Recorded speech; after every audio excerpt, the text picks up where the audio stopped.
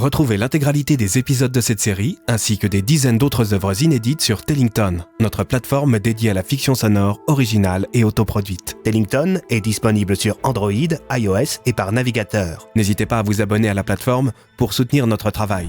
Le lien est dans la description. Tellington, des histoires qui s'écoutent.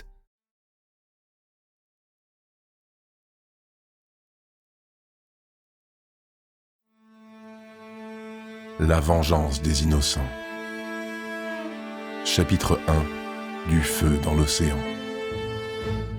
Le ciel était bleu azur, calme et uni. L'océan, sombre et insondable, grondait. Au pied des falaises, les eaux s'élevaient comme des collines. Elles roulaient sur elles-mêmes puis se brisaient avec fracas contre la roche, explosant en une pluie d'écume bouillonnante. Leurs éclats se hissaient au-dessus des murs naturels de la côte, emportés par le vent puissant qui rugissait depuis le large. Dans leur course folle, les bourrasques entraînaient les embruns des flots déchaînés et les dispersaient sur une plaine étouffée par la chaleur estivale. Seuls les vents marins, sculptant les falaises de leurs cris, apaisaient l'étreinte accablante de l'astre du matin. Le long de la côte, une charrette harnachée à 2 mulets avançait péniblement sur un chemin de terre battue. À l'arrière, un homme était assis.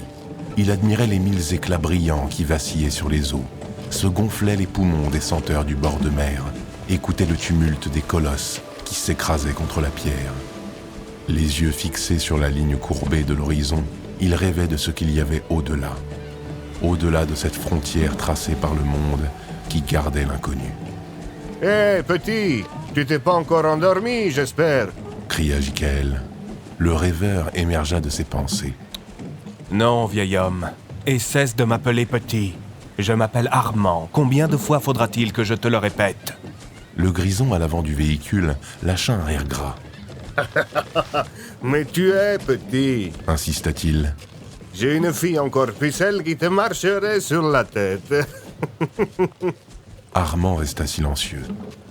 Allez, te vexe pas, on est comme on est, mon garçon. Ça fait pas de toi une moitié d'homme, si?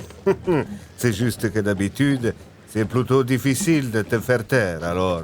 Maintenant que tu l'ouvres plus, je m'inquiète. Armand l'ignora, encore, le regard toujours porté vers le lointain. Il était de trop bonne humeur pour se laisser prendre au jeu de Jikaël et à ses railleries. Soudain, un petit point noir, presque immobile vu d'ici, apparut sur les flots. D'un bond, Armand se jeta sur ses pieds et porta la main au-dessus des yeux pour percer à travers la lumière qui inondait le paysage.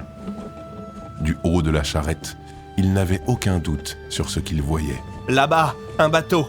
s'émerveilla Armand en pointant son doigt vers le large. « Qu'est-ce qui me prend ?»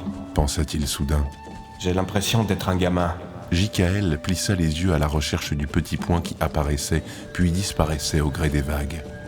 Sa vue, diminuée par son grand âge, le fit rapidement renoncer à trouver le vaisseau. « Espère que ce sont des baleiniers ou que sais-je encore et pas des maudits ordem. » cracha le vieil homme avec une anxiété gravée dans la voix. Armand se figea. Tout ce qu'il connaissait de l'océan, il l'avait appris dans des textes ou de la parole de voyageurs. Mais, aussi ignorant était-il du monde de la mer, Armand connaissait le nom des ordem. Du golem au monde bronze, tous les Arcanais qui vivaient à moins de 10 lieues des côtes ouest du royaume craignaient les diables du Grand Nord. Hommes d'apparence, les Nordes, on les appelait également ainsi, n'avaient pas d'âme et venaient, disait-on, d'une terre de glace où reposait un dieu mort. Ainsi, à la vue de ce simple point oscillant sur les vagues, Armand frissonna. Ces fantômes, dont il n'avait entendu jusqu'alors que les échos, semblaient tout à coup prendre vie. « Tu en as déjà vu ?»« Oh, que de loin. Si tu es assez proche de l'un de ces monstres pour voir le blanc de ses yeux, c'est qu'il est déjà trop tard pour toi, mon garçon. Dans chaque village d'ici jusqu'à Grand-Rive, il y a des guetteurs qui veillent chaque nuit sur les plages pour surveiller qu'un de ces vaisseaux de la mort n'approche pas. » Le conducteur arrêta son discours un instant. Avec un désagréable bruit de succion, il passa sa langue sur les quelques dents qu'il lui restaient. Mais la méthode n'est pas toujours sûre. Plusieurs fois quand j'étais gamin, comme quand je suis devenu père, Il a fallu que je quitte mon chez-moi en catastrophe pour gagner les collines, quand une de ces meutes de démons était en vadrouille dans les environs. Je pourrais te citer une dizaine de noms, au bas mot et sans réfléchir, de gens que j'ai connus qui sont tombés sur leur coup ou qui ont disparu sur leur bateau, emportés par la mer. Oh bien sûr, on n'a jamais revu les malheureux. Armand resta songeur. À quoi peut bien ressembler leur pays? Qu'est-ce qui les pousse, eux, à vouloir prendre la mer? Un aboiement l'extirpa de ses pensées. Qu'est-ce qu'il veut encore, celui-là? S'écria Jikaël. Rien, il a faim, c'est tout. Armand fourra la main dans son sac pour en sortir une tranche de viande séchée. Un sourire aux lèvres, il la jeta au chien qui précédait la charrette. La bête décolla du sol et, d'un claquement bruyant de la mâchoire, attrapa son repas en vol avant de retomber habilement sur ses pattes. Cette bête est un monstre. Maugréa Jikaël. J'espère que tu as de quoi la nourrir jusqu'à notre arrivée. Je ne veux pas qu'elle dévore l'une de mes mules. Armand fit mine de ne rien entendre, préférant adresser quelques mots discrets à l'animal. Ne l'écoute pas, Butor. Cette vieille carne ne sait plus ce qu'elle dit. Armand s'était habitué à la présence du molosse, oubliant parfois sa taille hors norme. Bien qu'il eût le poil court, Butor était plus massif que n'importe quel autre chien. Son pelage noir atténuait à peine les courbes de ses muscles saillants. Son regard impassible, fait de 2 grands yeux ronds et sombres, impressionnait la plupart des gens. Et si tel n'était pas le cas, le voir révéler les crocs qui garnissaient son énorme gueule carrée suffisait généralement à décourager le plus valeureux des hommes. Lorsque Armand l'avait ramassé sur le bas-côté de la route, agonisant et maigre comme un clou voilà quelques années, il ne s'était pas imaginé à cet instant qu'il avait trouvé là son plus fidèle compagnon. L'énorme molosse n'était alors qu'un petit chiot apeuré, sans défense, qui luttait contre la faim et le froid. À sa vue, Armand s'était épris de cette volonté farouche de survivre, de se battre malgré la peur et le désespoir. Bien que misérable, le tout jeune Butor avait suscité chez lui un profond respect. Plus que cela même, un exemple. Depuis ce jour, ils ne s'étaient jamais quittés, veillant l'un sur l'autre au mépris du danger. Ils ne parlaient pas la même langue et pourtant, Armand se sentait plus proche de son chien que de n'importe lequel de ses contemporains. Car, tout animal qu'il était, Butor était son confident, son frère d'armes et, de loin, son ami le plus proche. La carriole continua ainsi sur le chemin sinueux qui bordait les falaises jusqu'au soir où Armand put enfin voir pour la première fois le feu du ciel se jeter dans la mer. Les falaises avaient disparu derrière eux depuis un moment, laissant la place à de longues grèves abandonnées par la marée, rougies par les derniers rayons du crépuscule. Quelques pontons surplombaient les galets et les algues noires qui recouvraient la plage. Évoluant le long de la passerelle, décrivant des cercles dans les airs ou épiant les mares d'eau salée depuis des promontoires rocheux désertés par la marée, des mouettes à l'affût scrutaient ce que l'océan avait laissé derrière lui. Une poignée de cabanes bâties à 2 pas de là essuyait les vents marins. Les rafales remontaient sur les collines et faisaient chanter les pins tout au long de la côte. Au-dessus des cimes grimpaient quelques colonnes de fumée qui s'évanouissaient aussitôt dans le ciel pur de cette fin d'été dès lors qu'elles dépassaient la canopée. Armand resta pantois, émerveillé par le feu qui plongeait dans la mer, jusqu'à ce qu'un détail vienne briser l'enchantement. Un peu plus haut sur la plage, à l'endroit où le sable et les galets laissaient la place aux plantes et à la terre, 2 silhouettes observaient les arrivants. Elles étaient assises au sommet d'un talus, chacune contre un arbre différent. Sous le couvert des pins, baigné entre l'obscurité et l'incandescente lumière du soir, Armand ne parvenait pas à discerner les détails des inconnus. Seulement que ce devaient être des hommes et qu'ils étaient attachés.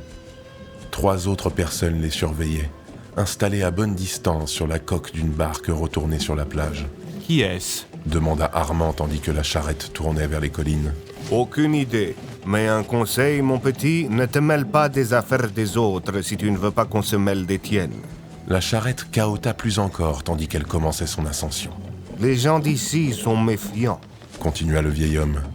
La plupart n'ont jamais quitté leur chez eux ou que pour peu de temps, histoire de trouver une femme à marier à leurs gamins dans un des patelins alentours. Je fais partie d'un des rares à m'aventurer au-delà des frontières du village, et encore plus rare de ceux qui se rendent par-delà celles du comté. croisant la parole d'un enfant du cru, les seuls étrangers appréciés dans le coin sont ceux qui savent rouvrir leur bourse et fermer leur gueule. J'en prends bonne note. Répondit Armand avec un brin d'inquiétude. Ne te fais pas de mauvais sang. Eyre arrive à son terme et demain, c'est jour de fête. C'était vrai. La fin de cette semaine si particulière que les hommes du royaume appelaient Eyre approchait. Après 5 jours de privation, on fêterait la Sainte-Irène. Durant cette semaine de jeûne et jusqu'au jour de la Sainte, toute violence était proscrite, hormis celle bien sûr qui nécessite de se protéger soi-même. Pendant cette période, femmes et époux, frères et sœurs, parents et enfants, voisins comme étrangers, tous se devaient d'honorer Sainte Irène par la recherche de la réconciliation avec celui ou celle qui lui avait causé du tort durant l'année écoulée. Puis, au jour de fête, le bon croyant se devait de proposer le fruit de ses pensées à l'être méprisé. Si l'intéressé acceptait la proposition de paix, la coutume voulait que l'on fasse des libations, qu'on mange en quantité et qu'on danse jusqu'au matin. Bien souvent, les querelles rééclataient peu après, mais parfois, une paix durable s'installait. Même pour Armand, qui n'était pas des plus pieux, c'était là un événement qu'il lui fallait honorer. Encore plus pour un homme de son métier, d'ailleurs. Ne pas rendre hommage à la sainte lors de sa fête n'aurait pu attirer sur lui que foudre divine, malchance, malédiction, mauvais œil ou qu'importe, lui infliger le sort funeste auquel vous croyez le plus. Mais rien de tout cela ne patientait là-haut, dans ce village perché sur la colline. Juste un étrange coup du sort, un hasard plein d'ironie qui, lui, attendait le bon moment pour se manifester. Ce moment, comme vous vous en doutez, serait celui de la Sainte-Irène et de son jour de paix. Découvrez la suite de cette histoire en vous rendant sur Tellington. Le lien est dans la description.